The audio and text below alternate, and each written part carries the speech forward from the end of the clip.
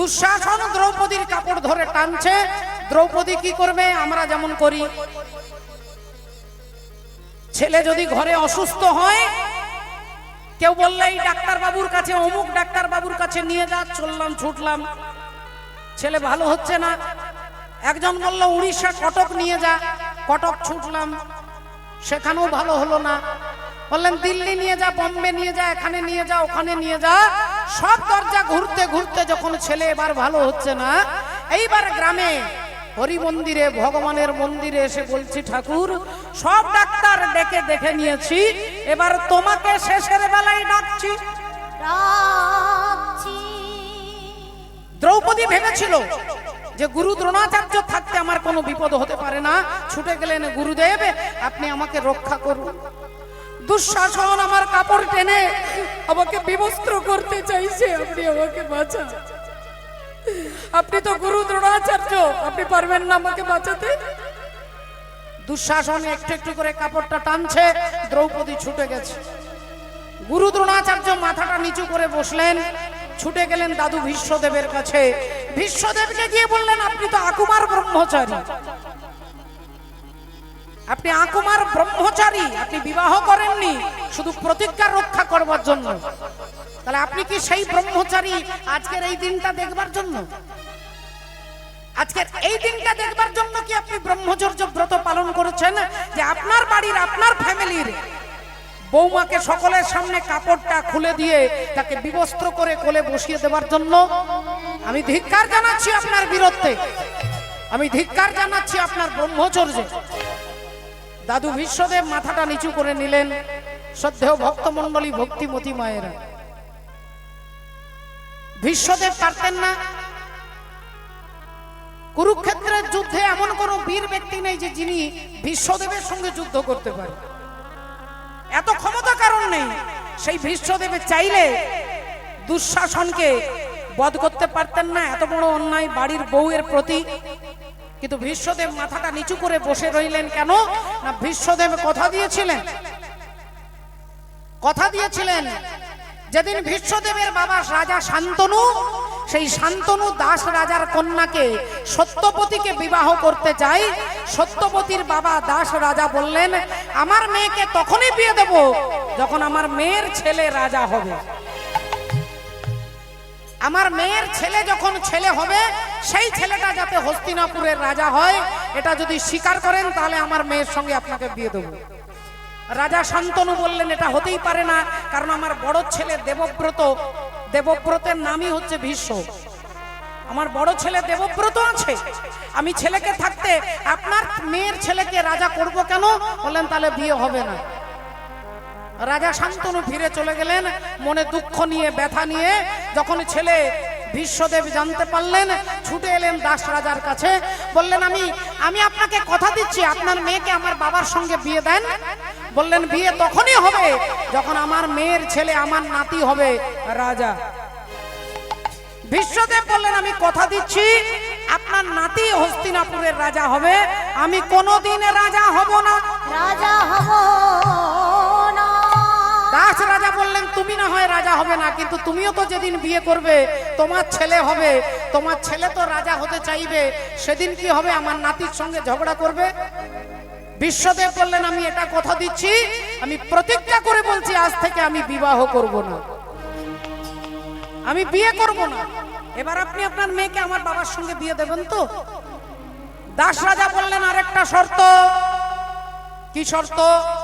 না, আমার নাতি রাজা হবে, তোমাকে কথা দিতে হবে ওই হস্তিনাপুরের সিংহাসনে যিনি বসবে, তোমাকে চোখ বন্ধ করে তাকেই সাপোর্ট করতে হবে, চোখ বন্ধ করে তোমাকে সাপোর্ট করতে হবে, অন্য কারোর দলের হয়ে তোমাকে কথা বলা যাবে না। বিশ্বদেব প্রতিজ্ঞা করেছিলেন, যদি আমার প্রাণও চলে যায়, আমি আপনাকে কথা দিচ্ছি, আমি হস্তিনাপুরের সিংহাসনে যিনি বসবে, আমি তার হয়েই কথা বলবো। হস্তিনাপুরের সিংহাসনে ধৃতরাষ্ট্র বসেছে, ধৃতরাষ্ট্রের ছেলে দুর্যোধন। দুর্যোধন আদেশ করেছে দ্রৌপদীর কাপড়টা টেনে খুলে তাকে উলঙ্গ এখানে বসাতে হবে। তাই দাদু ভীষ্মদেব মাথাটা নিচু করে নিলেন। তিনি চাইলে এক মুহূর্তে সবকিছু শেষ করে দিতে পারতেন, কিন্তু কথা দিয়েছে যেই সিংহাসনে যিনি বসবে আমি তার হয়ে এই কথা বলবো, মাথাটা নিচু করে নিল। একে একে দ্রৌপদী কেঁদে কেঁদে তার পঞ্চ পাণ্ডব স্বামীর কাছে কাঁদতে কাঁদতে গেলেন। কেউ তাকে রক্ষা করতে পারলেন না। দেখতে দেখতে দুঃশাসন কাপড়ের একটা কুচি টানতে টানতে কুচিগুলো একটা একটা করে খুলছে, আর কুচি খুলে যাচ্ছে। দ্রৌপদী বুঝতে পারছে না কি করব। এমন সময় বিদুর বললেন, মাগো এরা কেউ তোমাকে বাঁচাবে না মা, যিনি তোমাকে বাঁচাবে তুমি তাকে একবারও ডাকছো না। বলে তিনি কে? না, অন্তর্যামী ভগবান শ্রী হরি। এই তখনই দুঃশাসন কাঁধের থেকে শাড়ির এক একটা পাট খুলে যাচ্ছে, আঁচলের এক একটা পাট, এক একটা ভাঁজ খুলে যাচ্ছে। দুঃশাসন টানছে, আর সেই সময় দ্রৌপদী ভগবানকে ডাকছে। এখন ভগবান ততক্ষণ পর্যন্ত আপনার হয়ে কিচ্ছু করতে পারবে না যতক্ষণ আপনি তার উপরে নির্ভরশীল না হন। আপনি ভগবানকে ডাকবেন আর আপনি বিশ্বাস করবেন আপনার আত্মীয় পরিজনকে, আমার পেছনে আমার স্বামী আছে, আমার বাবা আছে, আমার দাদা আছে, আমার কাকা আছে, এরা আমাকে বাঁচাবে, এরা আমাকে দেখবে, আমার ছেলে আমাকে দেখবে। ততক্ষণ ভগবান ঠুটো জগন্নাথ হয়ে দাঁড়িয়ে থাকেন। তো তুমি যার প্রতি ভরসা করছো আগে তিনি তোমাকে দেখুক। তুমি যখন আমার প্রতি ভরসা হবে, আমার প্রতি ডিপেন্ডেন্ট হবে, তখন আমি তোমার হয়ে কাজ করব। তাই এতক্ষণ সবার কাছে দ্রৌপদী গেছে, ভগবান নিউট্রাল দাঁড়িয়ে আছে। পাশা খেলছিলেন মা রুক্মিণী দেবীর সঙ্গে। একটা করে গুটি ফেলে দিচ্ছে, একবার করে গেটের কাছে ছুটে যাচ্ছে, আবার ছুটে আসছে, আবার পাশার গুটিটা ফেলছে, আবার ছুটে যাচ্ছে। রুক্মিণী দেবী বললেন, স্বামী এত ছুটছেন, আসছেন, যাচ্ছেন, বলি ব্যাপারটা কি? ভগবান বললেন, আসলে আমার বান্ধবী বিপদে পড়ে গেছে। কে আপনার বান্ধবী? না, দ্রৌপদী আমার বান্ধবী। দুঃশাসন তার কাপড় ধরে টান দিচ্ছে, আর সবাই দাঁড়িয়ে আছে, তার এক একটা শাড়ির ভাঁজ খুলে যাচ্ছে। রুক্মিণী দেবী বললেন, তাহলে আপনি কেমন বন্ধু, আপনি তাকে বাঁচান। ভগবান বললেন, সে যে আমাকে একবারও ডাকছে না। আমি তো চাইছি তাকে বাঁচাতে, কিন্তু সে তো আমাকে ডাকছে না। আর এদিকে দ্রৌপদী অসহায়, তার আর করার কিছু নেই। এই তখনই হাত তুলে চিৎকার করে বলছে, হে দ্বারকাধীশ, দ্বারকা সে আকার মেরি লাজ রাখো। হে দ্বারকার অধিপতি, দ্বারকা থেকে এসে আমার লজ্জা নিবারণ করো। দ্বারকা থেকে এসে আমার লজ্জা নিবারণ করো। কাহা ছুপ গয়ে মেরে प्यारे कन्हैया, यहाँ लाज मेरी लुटी जा रही है,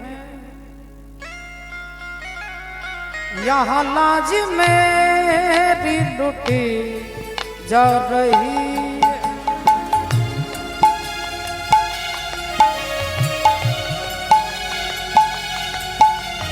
हरि ओम।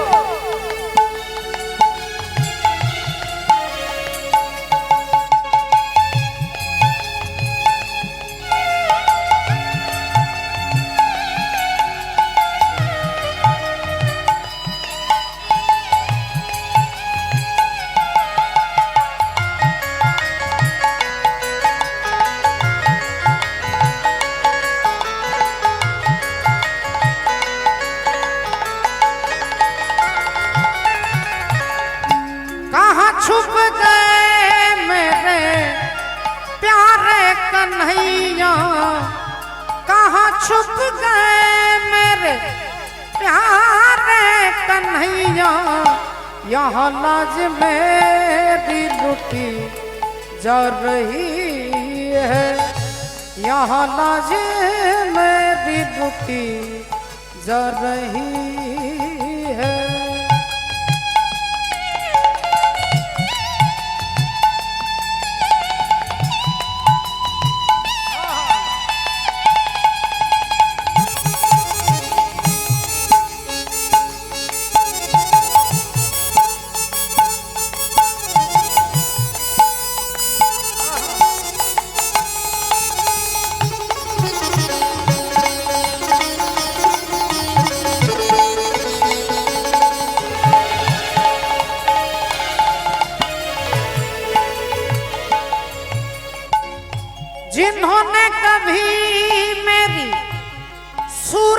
न देखी वो देखेंगे आज मेरे नंगे बदन को।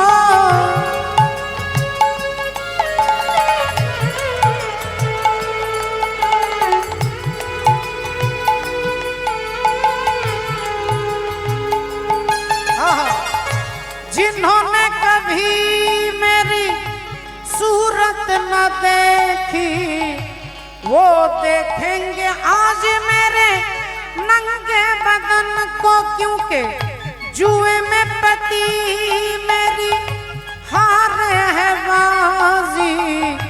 महलों की रानी लुटी जा रही है, महलों की रानी लुटी जा रही है। कहाँ छुप गए मेरे, कहाँ छुप गए मेरे, कहाँ छुप गए मेरे प्यारे कन्हैया। यहाँ लाज मेरी लुटी जा रही है, यहाँ लाज मेरी लुटी जा रही है, यहाँ लाज मेरी लुटी जा रही। মাননীয় ভক্তমণ্ডলী ভক্তিমতী মায়েরা দ্রৌপদী চিৎকার করে ডাকছে, হে দ্বারকাধিপতি, দ্বারকা থেকে এসে আমার লজ্জা নিবারণ করো। দ্বারকাধিপতি, দ্বারকা থেকে এসে আমার লজ্জা নিবারণ করো। দ্বারকাধিপতি, দ্বারকা থেকে এসে আমার লজ্জা নিবারণ করো।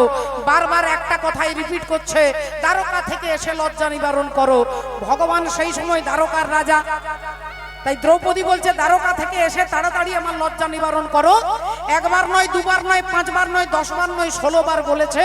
আর 16 বার বলার পরে ভগবান শ্রীহরি দ্রৌপদীকে কাপড় দিচ্ছেন, দ্রৌপদীকে কাপড় দিচ্ছেন।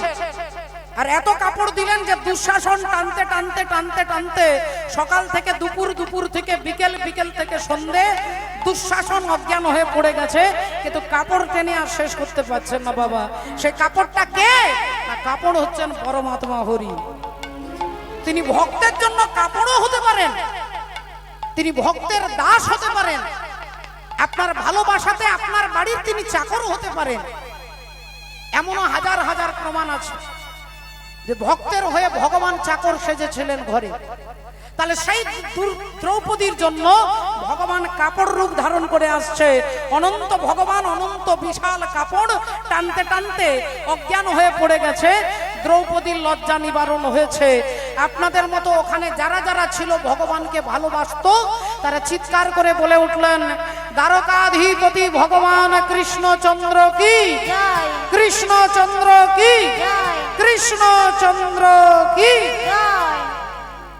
দ্রৌপদীর প্রেস্টিজ রক্ষা হয়ে গেছে। পরের দিন সকাল সকাল দ্রৌপদী ভগবানের কাছে গেছে, গিয়ে বললেন, হে কৃষ্ণ, আজ আমার একটা প্রশ্নের জবাব তোমাকে দিতে হবে। কালকে তুমি আমাকে কাপড় দিয়েছো, আমার লজ্জা তুমি রেখেছো, আমার সম্মান তুমি রেখেছো, কিন্তু আজকে আমি প্রশ্ন করছি, কাপড়টা দিতে তুমি এত দেরি করেছিলে কেন? কাপড়টা দিতে এত দেরি করেছিলে কেন? আমি একবার বললাম দিলে না তুমি, আমি 5 বার বললাম দিলে না, আমি 10 বার ডাকলাম তুমি দিলে না, আমি 14 বার ডাকলাম তুমি দিলে না, আমি 16 বার বলার পরে তারপরে তুমি কাপড়টা দিলে। আমি জানতে চাইছি কাপড় দিতে এত দেরি করলে কেন? ভগবান তখনই উত্তর দিচ্ছেন দ্রৌপদীকে, কি বলছে দেখুন, তুমি যা বলেছো আমি তাই করেছি, যা বলেছো তাই করেছি, তুমি যা বলেছো আমি তাই করেছি, তুমি যা বলেছো তাই করেছি, আমি ভক্তের কথাই বাঁধাই আছি, যা বলেছো তাই করেছি, আমি ভক্তের কাছে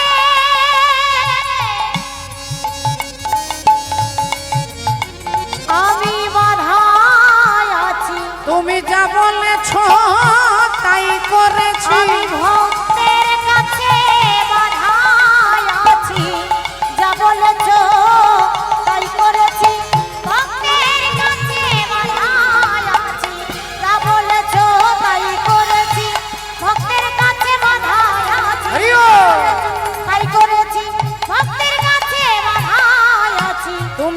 বলেছো তাই করেছি।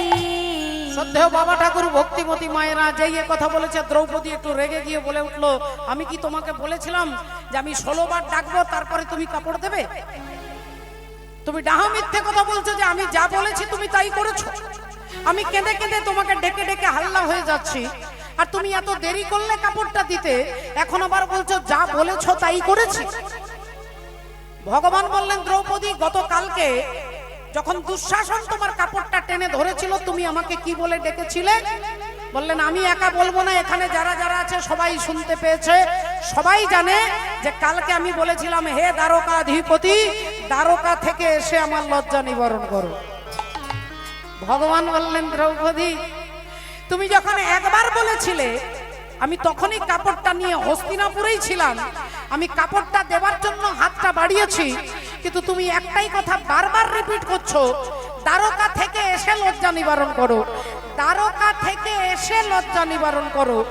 আমি ভাবলাম দ্বারকা না গেলে মনে হয় তুমি কাপড়টা নেবে না, তাই তোমার কথা রাখতে গিয়ে আমি হস্তিনাপুরেই ছিলাম, আমি ছুটে গেলাম দ্বারকা, আবার দ্বারকা থেকে হস্তিনাপুর, এই যেতে আর আসতে এর মধ্যে তোমার 16 বার বলা হয়ে গেছে। যদি কেউ মনে করো যে আমি শুধু বৃন্দাবনে থাকি, তাহলে 24 পরগনা এই বারুইপুর আসতে ভগবানের সময় লাগবে বল। আর যদি আপনি মনে করেন যে তিনি সব জায়গায় আছে, প্রহ্লাদের মতো আপনিও যদি ভাবতে পারেন যে সব জায়গায় আছে, তিনি এখানেও আছে ওখানেও আছে, আপনার ভাব আপনার লাভ হবে। হরি বল।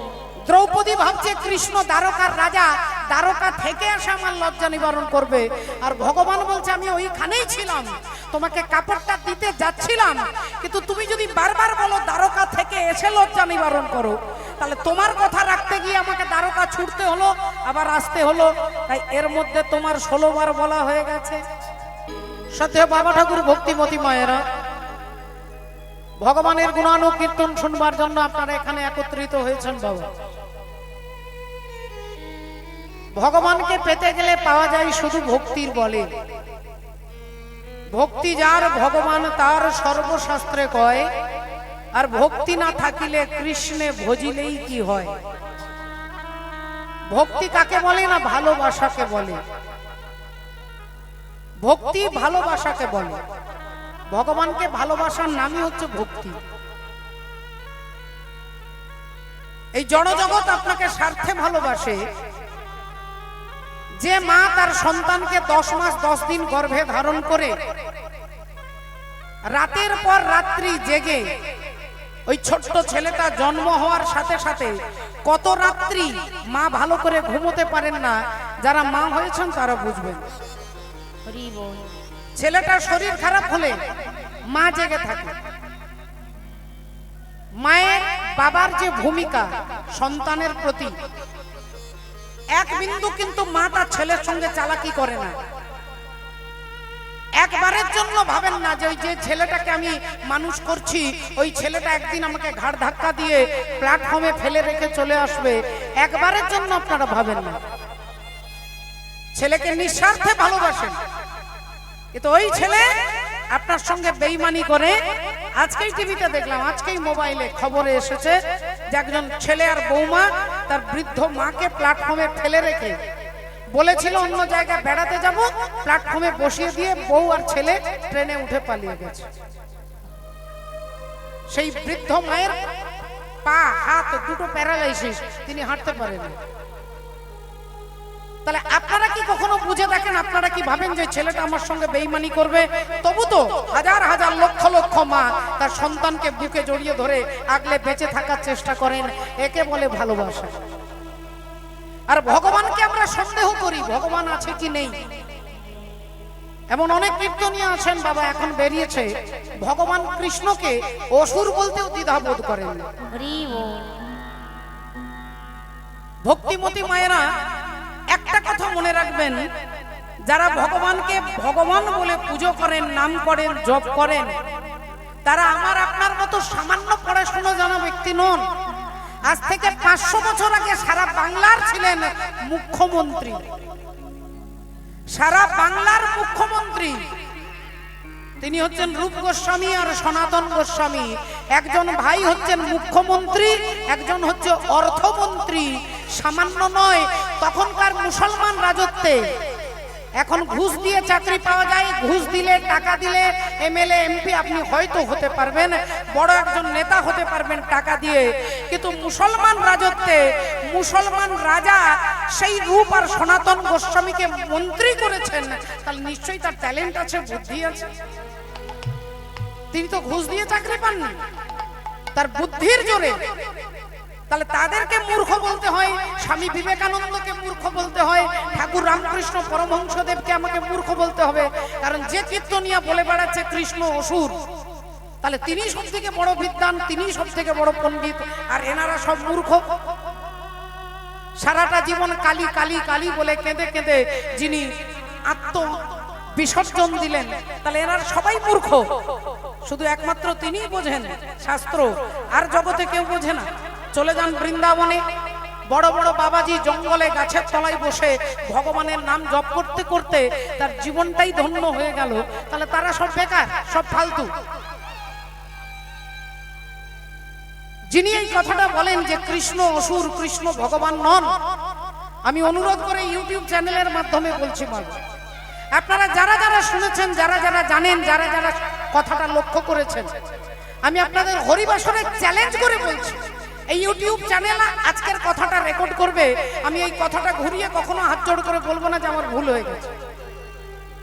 আপনারা দোল পূর্ণিমা জানেন, দোল পূর্ণিমার আগের দিনটাকে চাচর বলা হয়, ন্যাড়া পোড়া বলানো হয়, বিশাল কাঠ জোগাড় করে আগুন লাগিয়ে পোড়ানো হয়। সেই দিনটাতে আজকে আমার কথাটা মনে করে রেখে দিন, সময় অনেক আছে, অনেক সময় আছে এখনো। দোল পূর্ণিমা এই কয়েক মাস, মাত্র কয়েক দিন আগে পেরোলো। ঠিক চাচরের দিনে বৃন্দাবনে নৃসিংহ মন্দির, সেই মন্দিরের পাশে একটা ছোট্ট গ্রাম, পালন গ্রাম, পালন।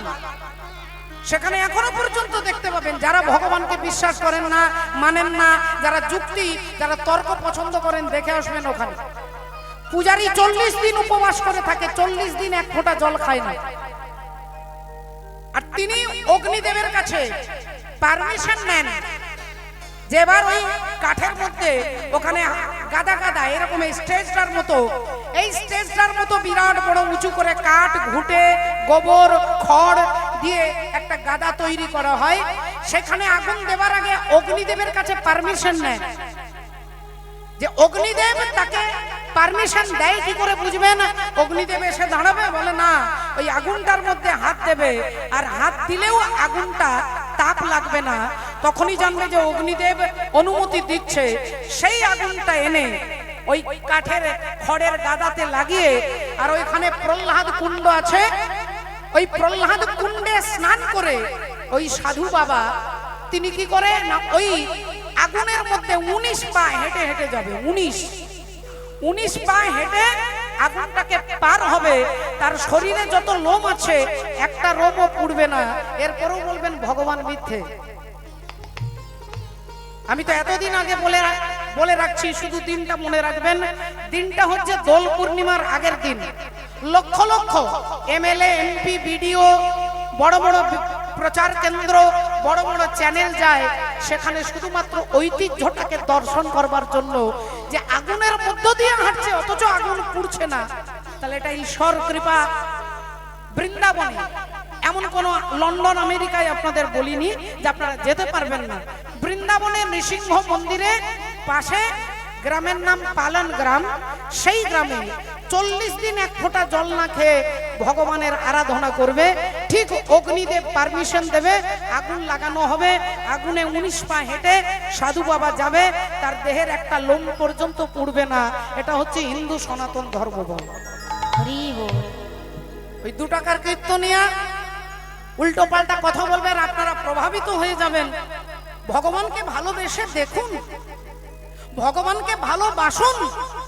হিরণ্যকশিপুর দুরাচারী তার পুত্র প্রহ্লাদকে বলছে, তোর হরি থাকে কোথায়? ছোট্ট প্রহ্লাদ, 5 বছরের প্রহ্লাদ বললেন, এমন একটা জায়গা দেখাও যেখানে হরি নেই বাবা, এমন একটা তুমি জায়গা বলো যেখানে হরি নেই। হিরণ্যকশিপুর বললেন, তাহলে তুই বলতে চাস তোর হরি সব জায়গায় আছে? প্রহ্লাদ বললেন, এমন একটা জায়গা নেই যেখানে আমার হরি নেই। বললেন তাহলে এই স্তম্ভটার মধ্যে তোর হরি আছে? এই স্তম্ভটা কি দিয়ে তৈরি হয়েছে? ইট, সিমেন্ট, পাথর, চুন, বালি, এই একটা পিলার, একটা স্তম্ভ। বলছে এর মধ্যে আছে? প্রহ্লাদ বললেন হ্যাঁ, ওর মধ্যেও আমি ভগবানকে দেখতে পাচ্ছি। অহংকারী হিরণ্যকশিপুর গদা দিয়ে স্তম্ভটাকে মারলেন, আর সেখান থেকে ভগবান প্রকট হলেন। হরি হরি বল। ভক্তের জন্য তিনি প্রকট হন। ভক্তের ভাব, আপনাকে বাঁশ ঝুড়ের ভেতর থেকে ভগবান বেরিয়ে আসবে যদি আপনার ভাব থাকে, বিশ্বাস থাকে যে তুমি যদি সব জায়গায় আছো, শুধু ঠাকুর ঘরে নয়, তাহলে ঠাকুর ঘরের দরকার কি? তিনি যদি সব জায়গায় আছে, এত লাখ লাখ টাকা খরচা করে হরি মন্দির, তুলসী মন্দির, এত মন্দির করবার দরকার কি? ভগবান তো সব জায়গায় আছে। বলে ভগবান আপনার পায়খানা ঘরে, বাথরুমেও আছে, কিন্তু আপনি বাথরুমে গিয়ে ফুল বেলপাতা দিয়ে, আপনি ধূপ ধুনো দিয়ে ওই বাথরুমে পুজো করে মাথাটা নোয়াতে পারবেন না। কেন? ওখানে আপনার ভক্তি জাগবে না। ভগবান ওখানেও আছে, এটাও সত্য। তিনি যেমন ঠাকুর ঘরে আছে, তিনি তেমন বাথরুমেও আছেন, কিন্তু বাথরুমে গিয়ে আপনার মাথাটা নুয়ে আপনি শ্রদ্ধা করে প্রণাম করতে পারবেন না, আপনার ভেতরে ভাব জাগবে না। এই ভাবটা জাগানোর জন্য মন্দির দরকার, এই ভাবের জন্য ভগবান দরকার। রাধে রাধে। মন্দিরে গিয়ে আপনার মনের ভাব, আপনার মন শুদ্ধ, আপনার মন আনন্দ হয়, সেখানে গেলে আপনি মাথাটা নোয়াতে পারেন। এটার জন্যই ভগবানের দরকার। ভগবানের জন্য মন্দির নয়, আপনার ভক্তির জন্য মন্দির দরকার। ভক্তিমতী মায়েরা, তাই ভগবান আপনাদের মতো অনুরাগী ভক্তকে ধরা দিতে কলিযুগ পাবন অবতার গৌর সুন্দর হয়ে এলেন। একবার উলুধ্বনি হবে সবাই মিলে, নিতাই গৌর প্রেমানন্দ। হরি হরি বল। আরে গৌর গৌর বলে রে, গৌর গৌর বলে রে, নবদ্বীপে চলে রে, নবদ্বীপে চলে রে। তালি তালে তালি। গৌর গৌর বলে রে, নবদ্বীপে চলে রে। জয় গৌর প্রাণে গৌর গৌর গৌর বলে রে, গৌর গৌর বলে রে, গৌর গৌর বলে রে, গৌর গৌর বলে রে। এ গৌর গৌর বলে রে, গৌর গৌর বলে রে, নবদ্বীপে চলে রে, নবদ্বীপে চলে রে। গৌর গৌর বলে রে, নবদ্বীপে চলে রে। জয় গৌর প্রাণ গৌর গৌর গৌর বলে রে, গৌর গৌর বলে রে। জয় গৌর প্রাণে গৌর গৌর গৌর বলে রে, গৌর গৌর বলে রে।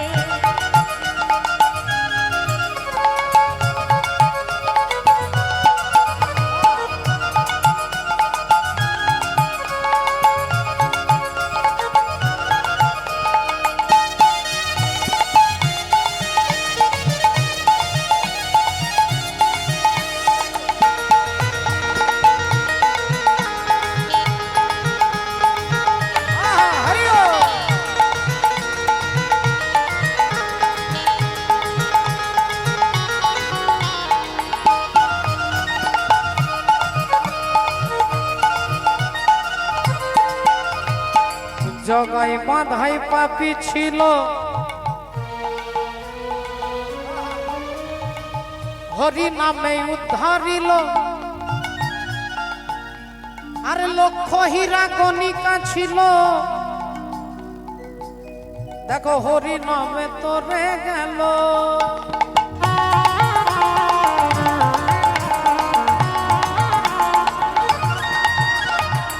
জগাই বাঁধাই বাধাই পাপি ছিল,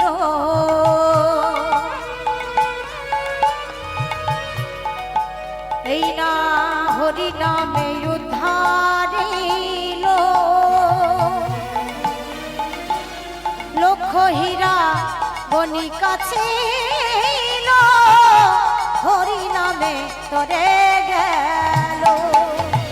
গৌর গৌর বলে রে, গৌর গৌর বলে রে, নবদ্বীপে চলে রে, নবদ্বীপে চলে রে। গৌর গৌর বলে রে, নবদ্বীপে চলে রে।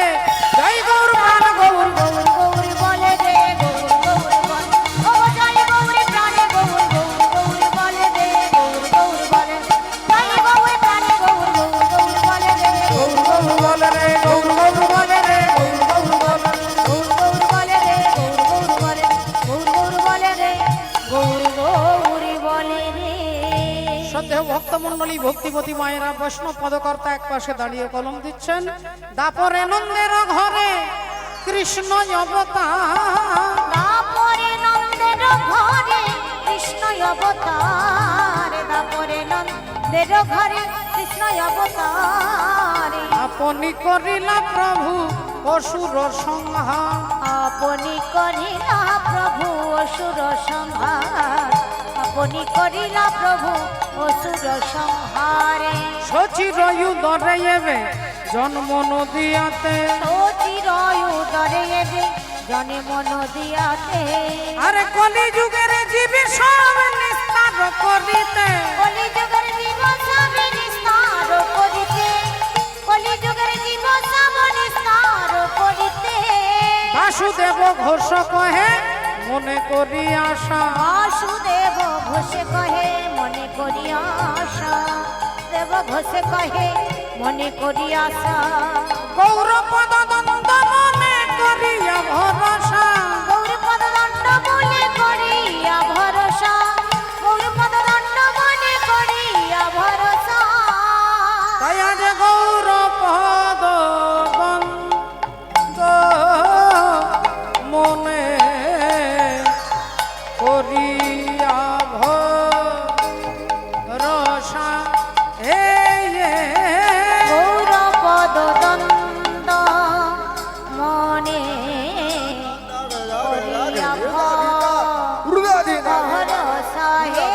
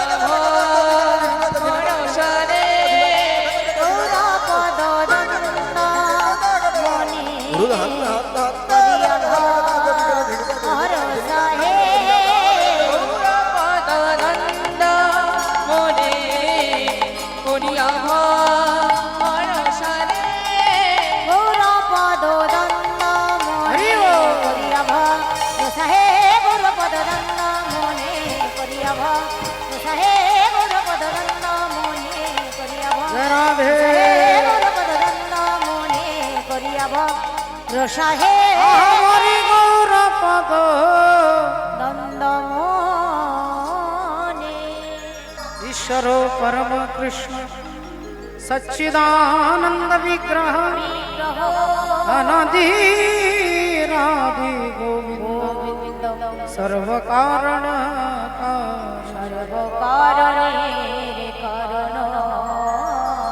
উপস্থিত সমস্ত বৈষ্ণব মণ্ডলী ব্রাহ্মণ মণ্ডলী মাতৃমণ্ডলী পিতৃমণ্ডলী সকলের শ্রী চরণে জানাই আমার কোটি কোটি সশস্ত্র ভক্তিপূর্ণ দণ্ডবোধ প্রণাম। কলিযুগ পাবন অবতার দয়াল শ্রীকৃষ্ণ চৈতন্য ভগবান আপামর জীবকে করুণা করবার জন্য তিনি নেমে এলেন। শ্রদ্ধেয় বাবা ঠাকুর ভক্তিমতী মায়েরা, যে পরমাত্মা পরব্রহ্ম ভগবান কলিযুগ পাবন অবতার, যিনি করুণা করে নেমে এলেন এই মাটির পৃথিবীতে শচী মায়ের আনন্দ মুখর আঙ্গিনায়। আমার মতো দুরাচারী পাপাচারী অত্যাচারী কামাচারী জীবকে করুণা করবার জন্য ভগবান করুণাময় অবতার হয়ে কলির জীবের ভাগ্যাকাশে ভগবান উদিত হলেন। উদিত দিনহি রাতিয়া, উদিত দিনহি রাতিয়া,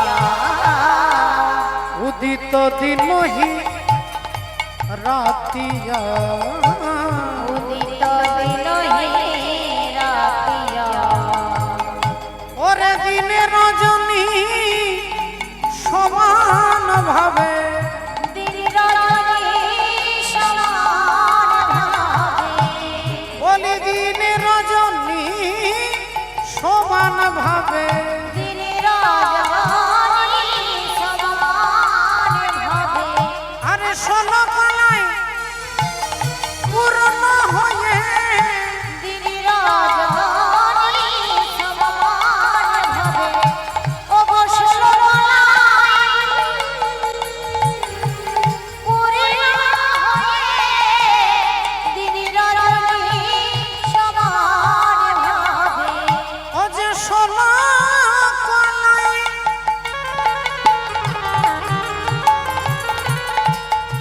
পূর্ণ হয়ে দিনে রজনী সমান ভাবে ষোলো কলায় পূর্ণ হয়ে দিনে রজনী সমান ভাবে ষোলো কলায় পূর্ণ হয়ে দিনে রজনী সমান ভাবে পূর্ণ হয়ে রজনী সমান ভাবে ষোলো কলায় পূর্ণ হয়ে দিনে রজনী সমান ভাবে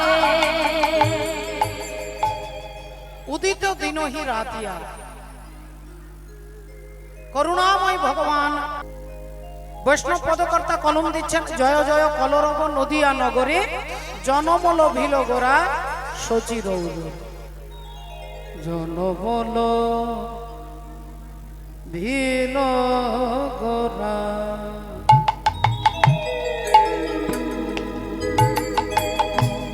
অগ সচির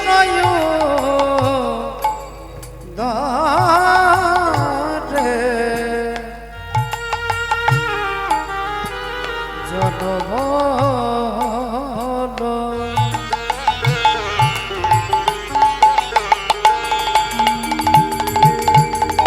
লোভে লগোডা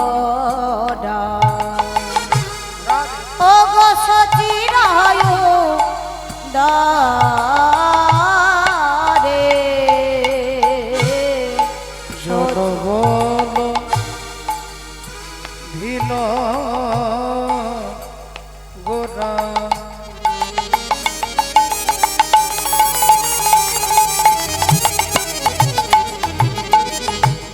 আনন্দ ধরে না ও গো আনন্দয়ার ধরে না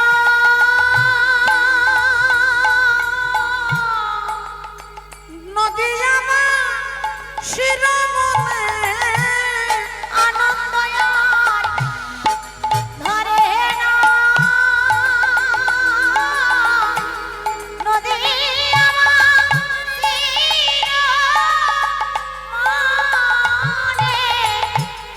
আনন্দয়ার ধরে না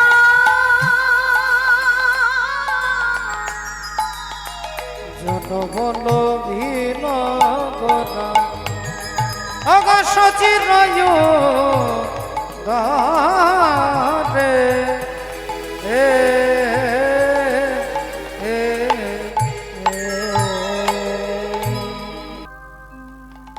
সরে গা পগনি দা পগরে গা পগরে গা গা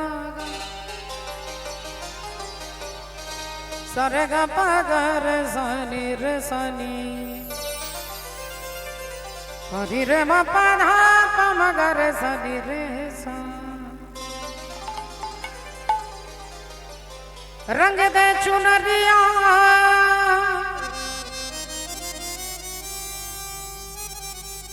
रंग दे चुनरिया रंग दे चुनरिया ओ रंग दे रंग दे रंग दे रंग दे रंग दे रंग दे रंग दे रंग दे ओ रंग दे चुनरिया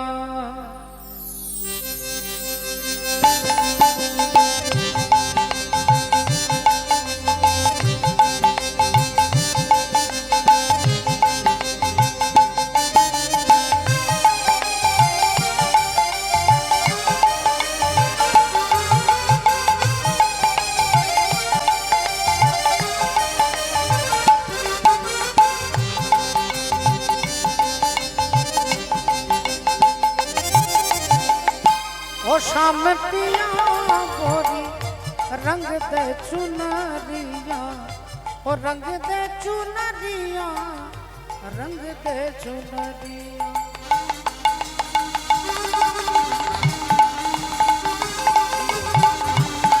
राधे राधे राधे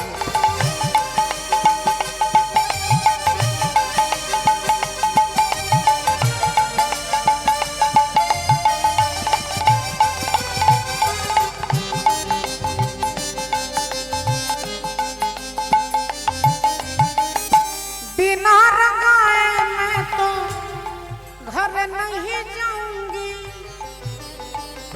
हरे कृष्ण जय राधे मॉनिटरे बाड़िए दाओ भाई मॉनिटर है। बिना रंगाए मैं तो घर नहीं जाऊंगी हो बीती ही जाए चाहे बीती ही जाए चाहे ये सारी उमरिया ओ शाम पिया गोरी रंग दे चुनरी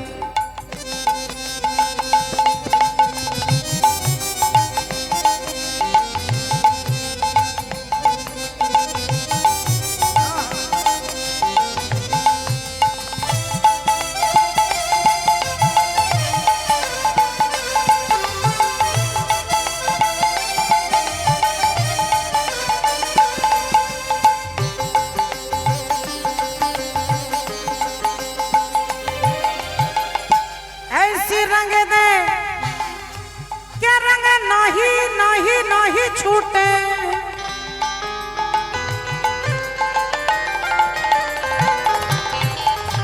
हो ऐसी रंग दे क्या रंग नहीं छूटे ओ धोबिया धोए चाहे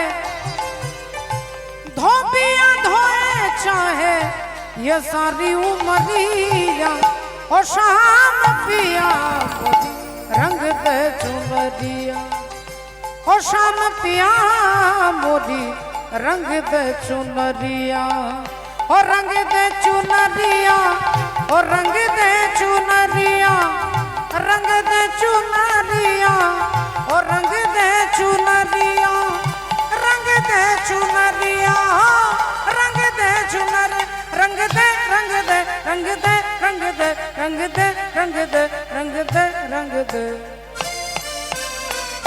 रंग दे चुनरिया रंग दे चुनरिया रंग दे चुनरिया সকল সাধুগুরু ভক্তবৃন্দের চরণে দণ্ডবোধ প্রণাম জানিয়ে আজকে আমরা মহাভারতের মধ্যে দেখব তার তথ্য এই কথা জানতে গেলে আজকে একটা কথা মনে রাখতে হবে মা ভগবান তিনি দর্পহারী মধুসূদন জগতে কারোর দর্প তিনি রাখেন না ভগবান শ্রীকৃষ্ণের 108টা নামের মধ্যে একটা নাম হচ্ছে দর্পহারী মধুসূদন ওগো শ্রীনন্দ রাখিল নাম নন্দের নন্দন উলুধ্বনি রাখিল নামে নন্দের নন্দন শ্রীনন্দ রাখিল নামে নন্দের নন্দন শ্রীনন্দ রাখিল নামে নন্দের নন্দন আর যশোদা রাখিল নাম জাদু বাছা ধন যশোদা রাখিল নাম জাদু বাছা ধন যশোদা রাখিল নাম জাদু বাছা ধন উপানন্দ নাম রাখে সুন্দর গোপাল উপানন্দ নামে রাখে সুন্দর গোপাল আর ব্রজবালক নাম রাখে ঠাকুর রাখাল ব্রজ বালক নামে রাখে ঠাকুর রাখাল ব্রজ বালক নামে রাখে ঠাকুর রাখাল পশুপতি নাম রাখে গরুর মহাবীর পশুপতি নামে রাখে গরুর মহাবীর পশুপতি নামে রাখে গরুর মহাবীর হ্যাঁ আর দর্পহারী নাম রাখে অর্জুন সুধীর নরপহারী নামে রাখে অর্জুন সুধীর নরপহারী নামে রাখে অর্জুন সুধীর ভক্তিমতী মায়েরা এখন একটু লক্ষ্য করে দেখুন আজকে ঘটনা কি ঘটলো অর্জুন 12 বছরের নির্বাসনে বেরিয়ে চলে যাচ্ছে হাঁটতে হাঁটতে চলতে চলতে এক দেশ থেকে আরেক দেশ এক রাজ্য থেকে আরেক রাজ্য 1 বছর গেল 2 বছর গেল 5 বছর গেল 10 বছর গেল 12 বছরের মধ্যে 10 বছর পেরিয়ে গেল বাকি আছে 2 বছর এই 2 বছর যদি পেরিয়ে যায় তাহলে 12 বছর পূর্ণ হয়ে যাবে, আমি আবার দাদা যুধিষ্ঠির কাছে ফিরে যাব। আমি আমার দাদা যুধিষ্ঠির কাছে ফিরে যাব। এই অর্জুন হাঁটতে হাঁটতে চলতে চলতে 11 বছর পেরিয়ে গেছে, তাহলে বাকি আছে আর 1টা বছর। আর এই 1টা বছর আমার দেখতে দেখতে চলে যাবে, সময় পার হয়ে যাবে। এই হাঁটতে হাঁটতে চলতে চলতে অর্জুন চলে এসেছে মণিপুর রাজ্যে। আর মণিপুর রাজ্যে তিনি পৌঁছে একটা গাছের ছায়ায়, গাছের তলায় হাতের উপরে মাথাটা রেখে অর্জুন ঘুমোচ্ছেন। হাতের উপরে মাথাটা রেখে অর্জুন ঘুমোচ্ছে। আর এমন সময় ওই মণিপুর রাজ্যের রাজা হচ্ছে চিত্রভানু রাজা। সেই চিত্রভানু রাজার একমাত্র কন্যা চিত্রাঙ্গদা দেবী। সেই চিত্রাঙ্গদা দেবী ঘোড়ার পিঠে চেপে ধুতি পাঞ্জাবি পরে মাথার চুলটাকে মুকুট দিয়ে ঢাকা দিয়ে, কোমরের মধ্যে আছে তলোয়ার, পিঠে আছে ধনুর্বাণ। তিনি রাজকুমারী হয়েও রাজপুত্র সেজে ঘোড়ার পিঠে চেপে রাজ্য দর্শন করতে যাচ্ছে। ঘোড়া এখন টকবক টকবক টকবক করে ছুটছে। এমন সময় ঘোড়াটা এসে দাঁড়িয়ে গেছে যেখানে অর্জুন ঘুমিয়ে আছে। ঘোড়া দাঁড়িয়ে গেছে। দেবী চিত্রাঙ্গদা বলে উঠলেন, এই যে কে ঘুমোচ্ছেন, উঠুন। আপনি কে? উঠুন উঠুন উঠুন। অর্জুন একবার তাকিয়ে দেখলেন একটা বাচ্চা ছেলে। কি সুন্দর ছেলেটা দেখতে, ছেলেটা কি মিষ্টি দেখতে গো, কি সুন্দর ছেলেটা, দেখলে চোখ জুড়িয়ে যায়। অর্জুন তো জানে না যে ইনি একজন মেয়ে ছেলে সেজে আছে। দেবী চিত্রাঙ্গদা বলছে, উঠুন, এখান থেকে উঠুন, রাস্তাটা ছাড়ুন, আমি সোজা যাব। অর্জুন বললেন, দেখুন আমার বাঁ দিকেও জায়গা আছে, আমার ডান দিকেও জায়গা আছে, আপনি এদিক থেকে যান কিংবা এদিক থেকে যান। দেবী চিত্রাঙ্গদা বলছে, আমি সোজা যাব, আপনি উঠুন। অর্জুন বললেন, তাহলে এক কাজ করুন, আমি তো শুয়ে আছি, আমাকে ডিঙে চলে যান। দেবী চিত্রাঙ্গদা বলে উঠলেন, আপনি কি জানেন না যে কাউকে ডিঙতে নেই? আপনি রাস্তায় হেঁটে যাচ্ছেন, রাস্তায় একটা কুকুর শুয়ে আছে, আপনি ভাবছেন লাফ দিয়ে পেরিয়ে যাব। কুকুরটাকে যখনই আপনি ডিঙবেন আপনার জীবনের পুণ্য ক্ষয় হয়ে যাবে, জীবনের পুণ্য ক্ষয় হয়ে যাবে যদি কাউকে আপনি ডিঙে যান। কেউ পা মিলে বসে আছে, আপনি লাফিয়ে চলে গেলেন, আপনার পুণ্য কমে যাবে। সেটা কুকুর হতে পারে, বেড়াল হতে পারে, মানুষ হতে পারে, আপনি কোনো প্রাণীকে ডিঙে যেতে পারবেন না। ডিঙে গেলেই পুণ্য ক্ষয় হয়ে যাবে। আর রেগে গিয়ে যদি আপনি কাউকে লাথি মারেন, একটা লাথি মারবেন, পুণ্য সব শূন্য হয়ে যাবে। মাননীয় ভক্তমণ্ডলী, ভক্তিমতী মায়েরা, তাহলে দেখুন আজকে কি ঘটনা ঘটলো। দেবী চিত্রাঙ্গদা বলছে, আপনি উঠুন, আমি এদিক দিয়ে যাব। অর্জুন বলছেন, আমি যদি না উঠি, চিত্রাঙ্গদা বললেন, তোমাকে হাতে ধরে টেনে আমি রাস্তা থেকে ছুঁড়ে ফেলে দেব, আমি রাস্তা থেকে ছুঁড়ে ফেলে দেব। অর্জুন বললেন, আপনার এত ক্ষমতা, আপনি আমাকে ছুঁড়ে ফেলে দেবেন? আচ্ছা ঠিক আছে, দেখি কত ছুঁড়ে ফেলে দিতে পারেন। একটা সামান্য দুদিনের ছেলে বলে কিনা আমাকে টেনে ছুঁড়ে ফেলে দেবে। অর্জুন হাত বাড়িয়েছে, দেবী চিত্রাঙ্গদা হাতটা ধরে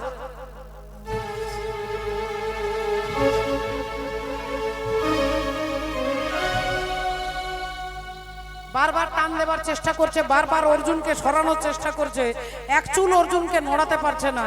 এবার অর্জুন কি করেছে, হালকা করে হাতটা টান দিয়েছে, আর যেই হাতটা টান দিয়েছে চিত্রাঙ্গদা অর্জুনের পায়ে হুমড়ি খেয়ে পড়েছে। আর যেই হুমড়ি খেয়ে পড়েছে, মাথার মুকুটটা খুলে পড়ে গেছে। আর মাথার মুকুটটা যেই খুলে গেছে, অমনি চুলের খোপাটা খুলে গেছে। আর চুলের খোপাটা খুলে যেতেই লম্বা লম্বা এক পিঠ কালো চুল, টানা টানা চোখ। অর্জুন ভেবেছিল রাজপুত্র, এ তো রাজপুত্র নয়, এ তো রাজকন্যা। চমকে গেছে অর্জুন। কে তুমি, কে তুমি তন্দ্রাহরণী,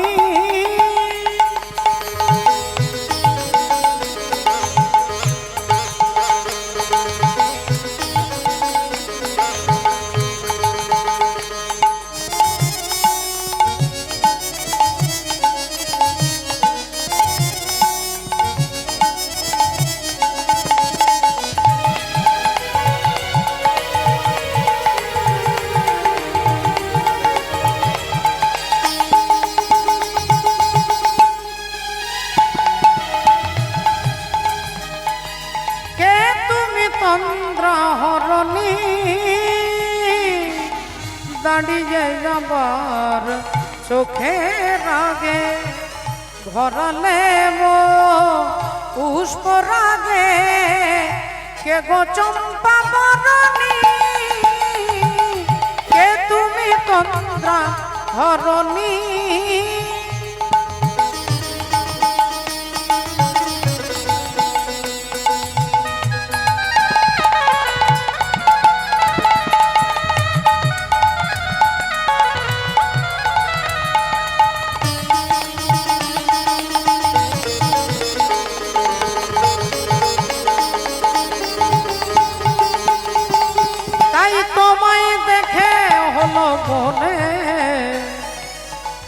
তুমি ছিলে মনের কোণে তাই তোমায় দেখে হলো মনে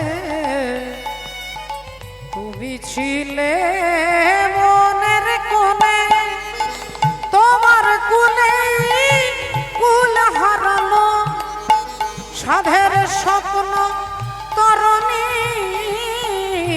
সাধের স্বপ্ন তরণী কে তুমি চন্দ্রা হরণী কে তুমি চন্দ্রা হরণী কে তুমি চন্দ্রা হরণী কে তুমি চন্দ্রা হরণী ভক্তিমতী মায়েরা দেবী চিত্রাঙ্গদা বলে উঠলো এত বড় সাহস আপনি কে অর্জুন বললেন আগে আপনি আপনার পরিচয় দেন আপনি মেয়ে হয়ে ছেলে সেজে ঘুরে বেড়ান আপনি কে চিত্রাঙ্গদা দেবী বললেন আমি চিত্রভানু রাজার কন্যা চিত্রাঙ্গদা এবার আপনি বলুন আপনার পরিচয় কি অর্জুন বললেন আমার পরিচয় আমি হলাম তৃতীয় পাণ্ডব অর্জুন আমি তৃতীয় পাণ্ডব অর্জুন আর যেই বলেছে অর্জুন চিত্রাঙ্গদা হেসে চোখ দিয়ে টপ টপ করে জল পড়ছে সারা দেহটা থরথর করে কাঁপছে আর চিৎকার করে বলছে আপনি সেই অর্জুন আপনি আপনি সেই অর্জুন অর্জুন বললেন আপনি কাকে বলছেন আমি তো জানি না আমি তৃতীয় পাণ্ডব অর্জুন চিত্রাঙ্গদা বললেন আপনি যদি সেই অর্জুন হন আমি ছোটবেলা থেকে অর্জুনকে ছাড়া কাউকে বিয়ে করব না আমি আমার মায়ের মুখে কাকিমার মুখে ঠাকুমা জেঠিমার মুখে আমি মহাভারতের গল্প শুনতে শুনতে বড় হয়েছি এখনকার ঠাকুমা দিদিমা জেঠিমা কাকিমারা বাচ্চাকে কোলে নিয়ে রামায়ণ মহাভারতের গল্প বলবার সময় নেই বাবু নিজেরাই টিভিতে সিরিয়াল দেখতে ব্যস্ত ছেলেদেরকে বলবে কি করে যে রামায়ণের গল্প মহাভারতের কথা ছেলে তৈরি হবে কি করে ভিতটা মজবুত হবে কি করে আপনাকে নিজের সুখের জন্য আপনাকে নিজের পরিবারের কল্যাণের জন্য আপনাকে রামায়ণ মহাভারতের গল্প বাচ্চাদেরকে বলতে হবে সেই বাচ্চাটা জানবে যে আমার কর্তব্য কি আমার ধর্ম কি চিত্রাঙ্গদা দেবী বলছে আমি সকলের মুখ থেকে আপনার নাম শুনেছি আর সেদিন থেকে আমি প্রতিজ্ঞা করেছি আমি অর্জুন ছাড়া কাউকে বিয়ে করব না তাই আপনি যদি সেই অর্জুন হন আপনি আমাকে গ্রহণ করুন গান্ধর্ব মতে চিত্রাঙ্গদার সঙ্গে অর্জুনের বিয়ে হয়ে গেল বিবাহ হয়ে গেল 11 বছর 1 মাস 11 বছর 3 মাস 11 বছর 6 মাস সময় পেরিয়ে যাচ্ছে দেখতে দেখতে 11 বছর 7 মাস অর্জুন মনে মনে চিন্তা করলেন যে তাহলে বাকি আছে আর 5 মাস আর 5 মাস হয়ে গেলেই 12 বছর হয়ে যাবে আমি দাদা যুধিষ্ঠির কাছে ফিরে যাব তাহলে এই 5 মাস আমার হাঁটতে হাঁটতে যেতে সময় লাগবে তাহলে আগামী কাল ভোরবেলায় চিত্রাঙ্গদাকে ছেড়ে দিয়ে আমি চিরকালের মতো বেরিয়ে চলে যাব এটা অর্জুন ভেবে রেখেছে আর চিত্রাঙ্গদা আজকে আসছে যে তার গর্ভে অর্জুনের সন্তান তিনি সন্তানের মা হতে চলেছেন দেবী চিত্রাঙ্গদা ছুটে আসছে চিত্রাঙ্গদা ছুটে আসছেন অর্জুনকে আনন্দের সংবাদ দেবে যে তিনি তার সন্তানের মা হতে চলেছে চিত্রাঙ্গদা আসছে আনন্দে অর্জুন অমনি হাতটা ধরে বলছেন চিত্রাঙ্গদা দেবী চিত্রাঙ্গদা বলছেন বলুন স্বামী কিছু বলবেন অর্জুন বললেন না না তুমি আগে বলো তুমি কি জন্য ছুটে এলে এত আনন্দ করে চিত্রাঙ্গদা বললেন না, আগে আপনি বলুন। অর্জুন বললেন, চিত্রাঙ্গদা তোমাকে বলতে হবে তুমি আমাকে কত ভালোবাসো, তুমি আমাকে কেমন ভালোবাসো। দেবী চিত্রাঙ্গদা বললেন, আমি আমার প্রাণের থেকে আপনাকে বেশি ভালোবাসি, আমি আমার প্রাণের থেকে আপনাকে বেশি ভালোবাসি। রাধে রাধে। বললেন তাহলে আমি যা বলবো তুমি তাই করবে? হ্যাঁ, আপনি যা বলবেন তাই করব, বলুন কি করতে হবে। অর্জুন বললেন, তোমার মাথার সিঁদুরে, সিথির সিঁদুরে হাত দিয়ে প্রতিজ্ঞা করতে হবে আমি যা বলবো তাই করবে। দেবী চিত্রাঙ্গদা সঙ্গে সঙ্গে সিঁদুরে হাত দিয়েছে, হাত দিয়ে বলছে আপনি যা বলবেন তাই করব, বলুন কি করতে হবে। অর্জুন বললেন, আগামী কাল ভোরবেলায় তোমাকে চিরকালের মতো আমি ছেড়ে দিয়ে চলে যাব। ও গো স্বামী গো, ও গো স্বামী গো, না না এ হতে পারে না,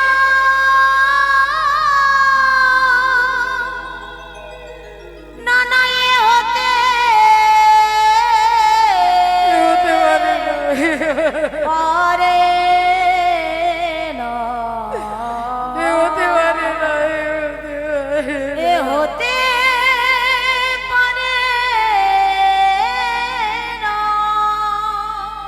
আপনি কি বলছেন স্বামী?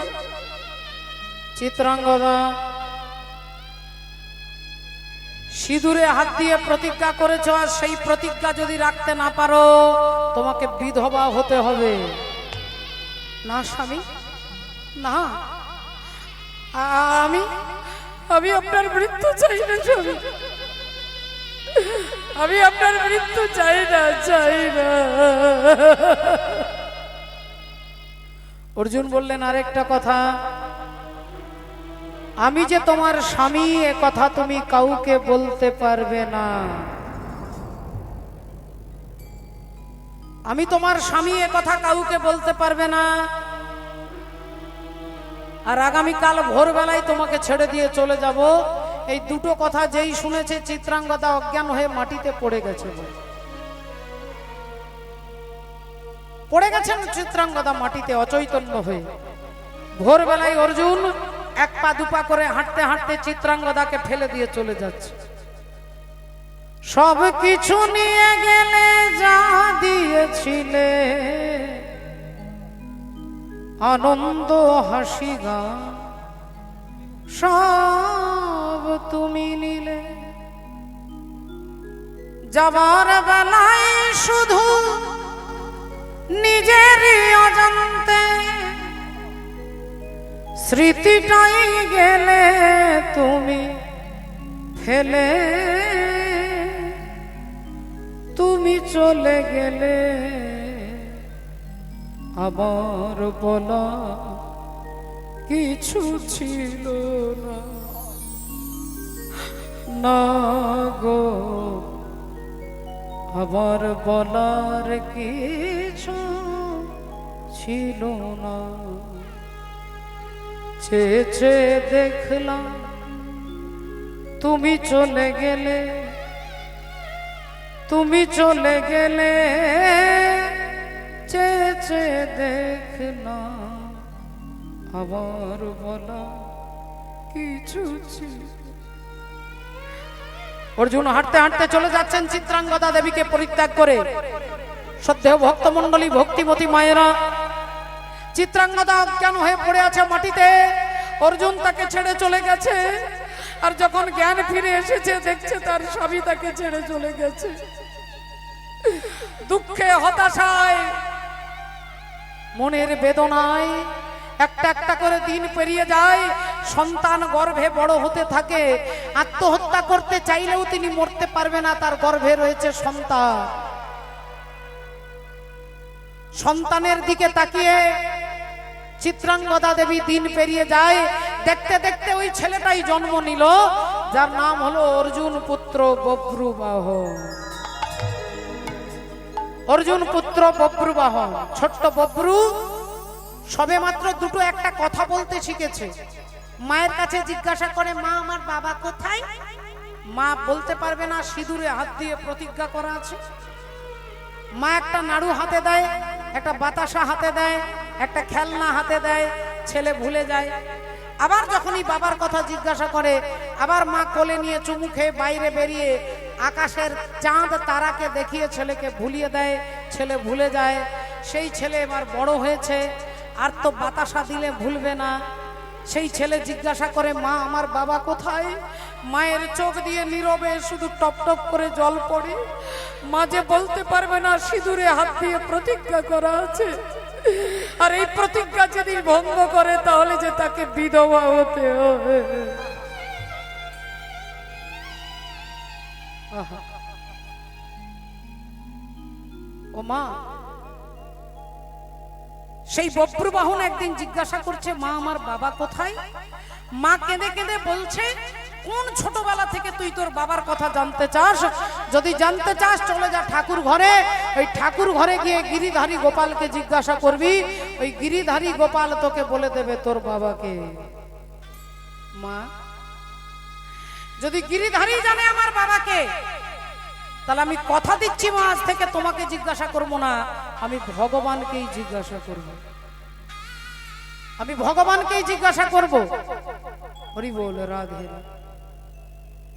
বব্রবাহন সেদিন থেকে ঠাকুর ঘরে গেলে ভগবানকে বলে, বলো না মোরে কাঁদাইছ কেন, করিছ কেন ছলো না? বলো না মোরে কাঁদাইছ কেন, করিছ এত ছলনা? বলো না মোরে আহা কাঁদাইছ কেন, করিছ এত ছলনা? আমি অনেক কেঁদেছি, আর কাঁদিতে পারি না। আমি অনেক কেঁদেছি, আর কাঁদিতে পারি না। ওগো ব্যথা দিয়ে কেন চলে যাও, দেখা কি মরে দেবে না? আর বলো না মোরে কাঁদাইছ কেন, মরিছ এত ছলনা? বলো না মোরে কাঁদাইছ কেন, মরিছ এত ছলনা? ভক্তমণ্ডলী, ভক্তিমতী মায়েরা, সেই বব্রবাহন বড় হয়েছে, আজকে মণিপুর রাজ্যের রাজা হয়েছে। আর সেই রাজ্যের ওপর দিয়ে যুধিষ্ঠির অশ্বমেধ যজ্ঞের ঘোড়া যাচ্ছিল। ওই ঘোড়াটাকে ধরে তিনি কপালে দেখতে পেলেন লেখা আছে, যিনি সতীর পুত্র হবে তিনি এই ঘোড়াটাকে ধরবে, আর অসতীর পুত্র হলে ঘোড়াটাকে ছেড়ে দেবে। তাই বব্রবাহন সেই ঘোড়াটাকে ধরে তার মাকে দেখানোর জন্য নিয়ে আসছে। মায়ের নাম চিত্রাঙ্গদা, বাবার নাম অর্জুন। কিন্তু ছেলে তার বাবাকে জানে না, আর বাবা তার ছেলেকে চেনে না। কারণটা আপনারা এতক্ষণ শুনলেন। আজকে বব্রবাহন ঘোড়াটা ধরে তার মাকে দেখাতে নিয়ে আসছে, মা এই দেখো অশ্বমেধ যজ্ঞের ঘোড়া ধরেছি। মা চিত্রাঙ্গদা দেখে খুব খুশি হলে, খুব ভালো করেছিস বাবা, খুব ভালো করেছিস, তুই আমার বীর পুত্র, তুই মহান পুত্র, তাই তুই যজ্ঞের ঘোড়াটাকে ধরেছিস, খুব ভালো করেছিস বাবা। তা হ্যাঁ রে বাবা, ঘোড়া তো তুই ধরেছিস, কিন্তু যজ্ঞটা কারা করছে বলতো বাবা? এই অশ্বমেধ যজ্ঞ যে ঘোড়াটা, যজ্ঞটা কারা করছে?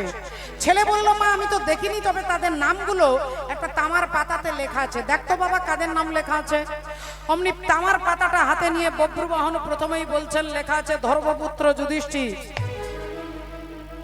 তারপরে লেখা আছে দ্বিতীয় পাণ্ডব ভীম, আর তারপরে লেখা আছে তৃতীয় পাণ্ডব অর্জুন।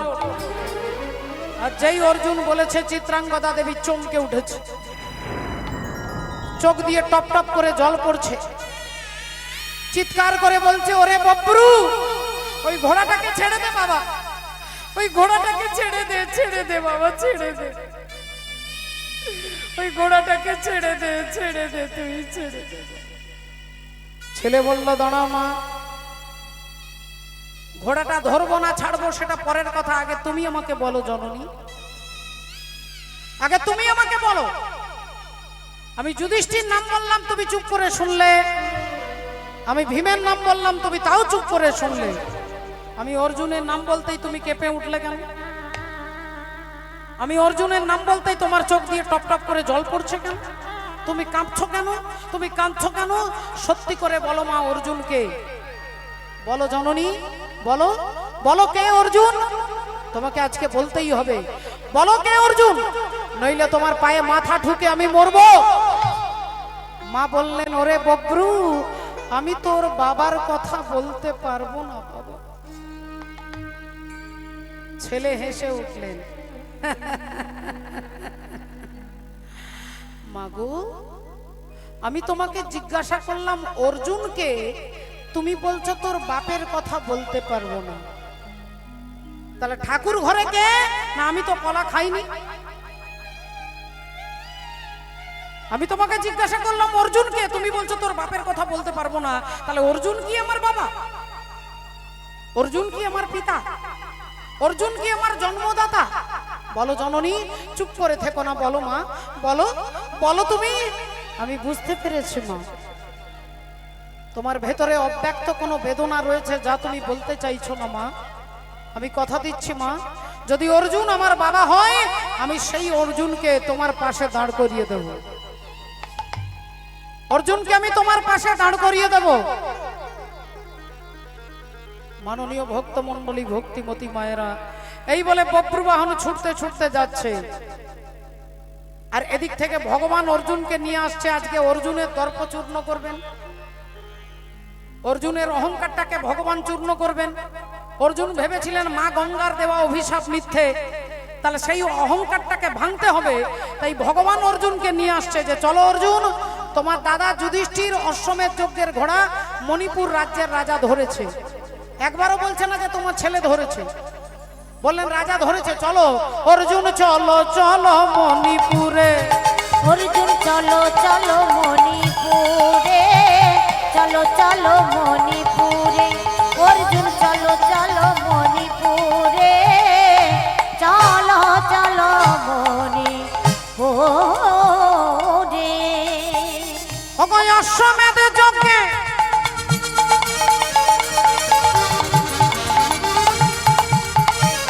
অর্জুন চলো যাই,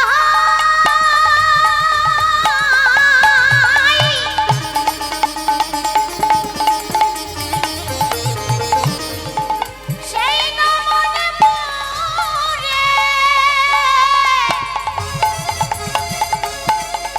অর্জুন চলো যাই,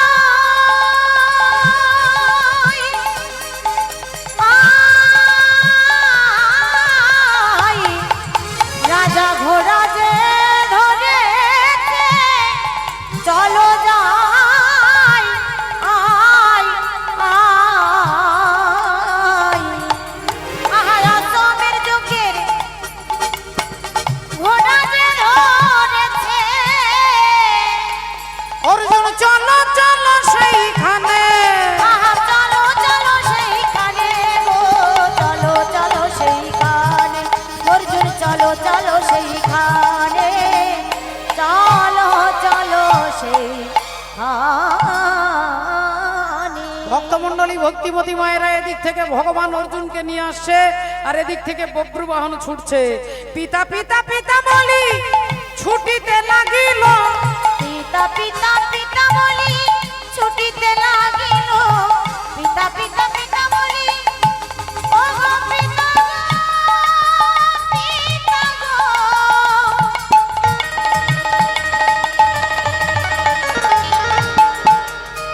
বব্রু ছুটে যায়, ছুটে যায়,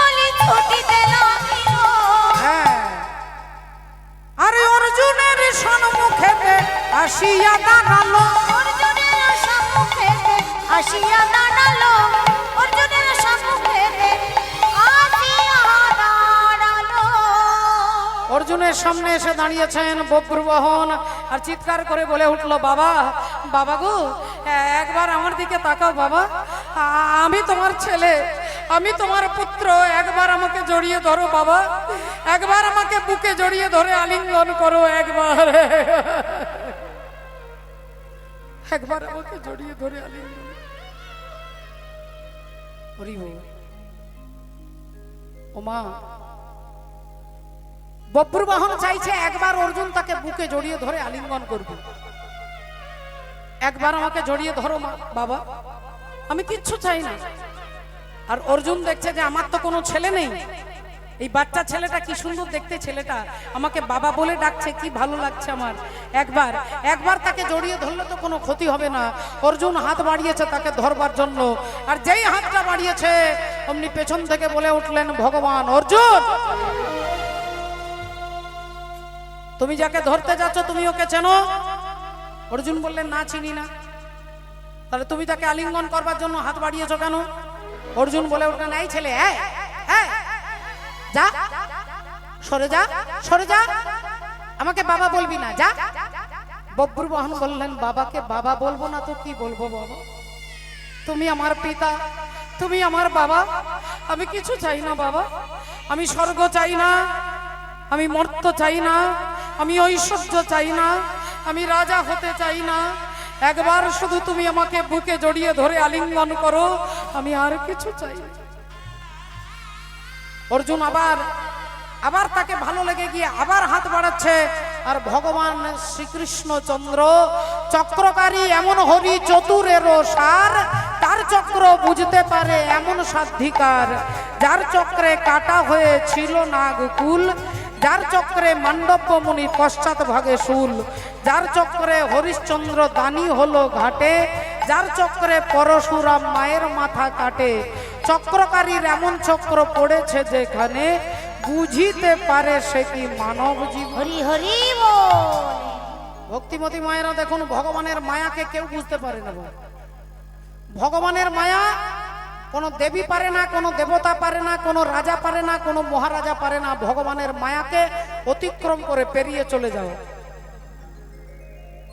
একদিন দেবর্ষি নারদ ভগবানকে বলছেন বিকেল বেলায়, ঠাকুর তোমার মায়া নাকি বিরাট বিচিত্র, কেউ তোমার মায়াকে অতিক্রম করতে পারে না, তোমার মায়াটা কিরকম আজকে আমাকে দেখিয়ে দাও, তোমার মায়া কিরকম আমাকে দেখিয়ে দাও।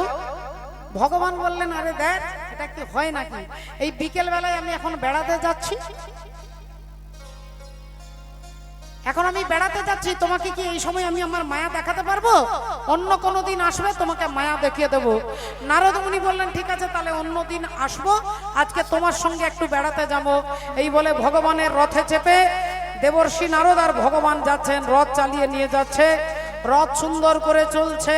শ্রীকৃষ্ণ গোবিন্দ হরে মুরারে, হে নাথ নারায়ণ বাসুদেব, শ্রী কৃষ্ণ গোবিন্দে মুরারে, হে নাথ নারায়ণ বাসুদেব, শ্রীকৃষ্ণ গোবিন্দ হরে মুরারে,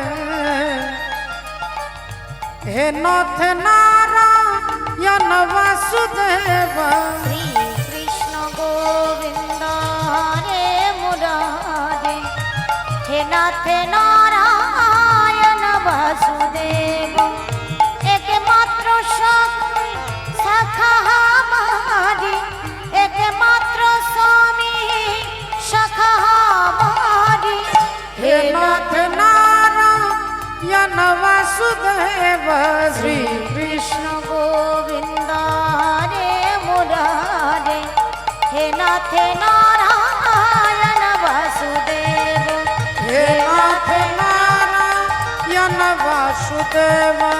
হে নাথ নারায়ণ বাসুদেব। এমন সময় একটা সুন্দর গ্রামের মধ্যে ভগবান রথ চালিয়ে নিয়ে এসেছে, একটা গাছের তলায় ভগবান বসে দেবর্ষি নারদকে বলছে, যাও তো বাবা একটু জল নিয়ে এসো। নারদমণি হাতে কমণ্ডল নিয়ে আর গ্রামের ভেতরে ঢুকেছে। দেখছে গ্রামের মধ্যে মাঝখানে একটা বিরাট বড় কুয়ো, আর কুয়োতে কতগুলো যুবতী নারী জল নিচ্ছে। নারদমণি গিয়ে একটা যুবতী কন্যাকে বলছে, এই যে একটু জল দেন তো।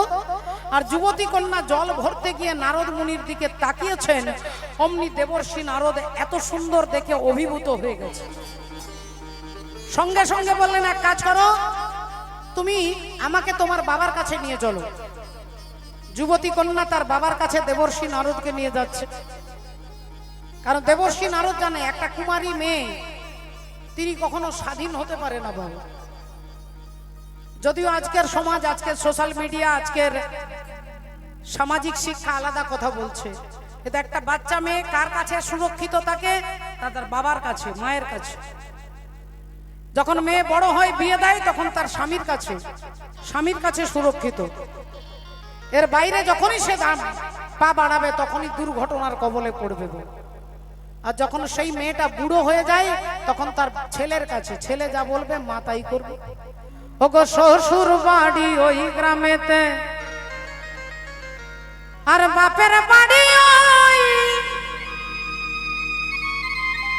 ও তবে তোমার বাড়ি কই গো নারী, তোমার বাড়ি কই।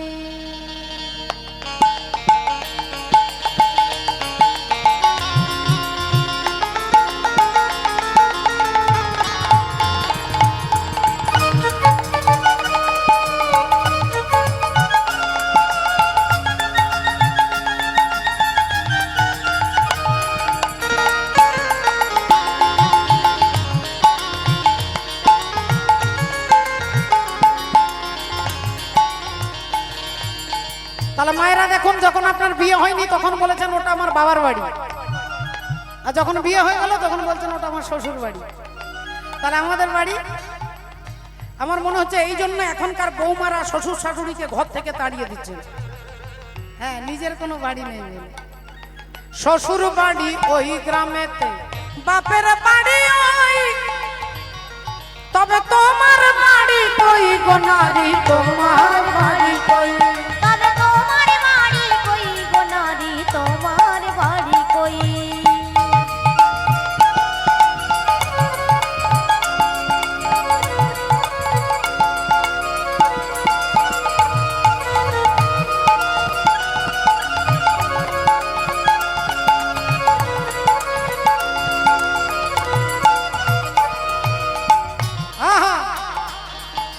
ও যে শিশুকালার শৈশব কাটে,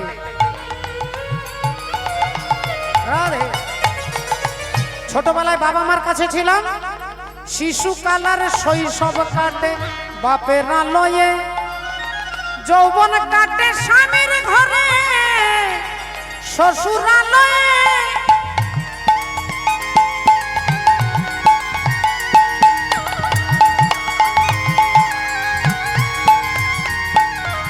এখন আবার ধরতে কেউ নাই আর, তবে ছেলের কাছে রই, তবে তোমার বাড়ি কই গো নারী, তোমার বাড়ি কই। তবে তোমার বাড়ি কই গো নারী, তোমার বাড়ি কই। এ বাপের বাড়ি ওই গ্রামেতে, শ্বশুর বাড়ি ওই, তবে তোমার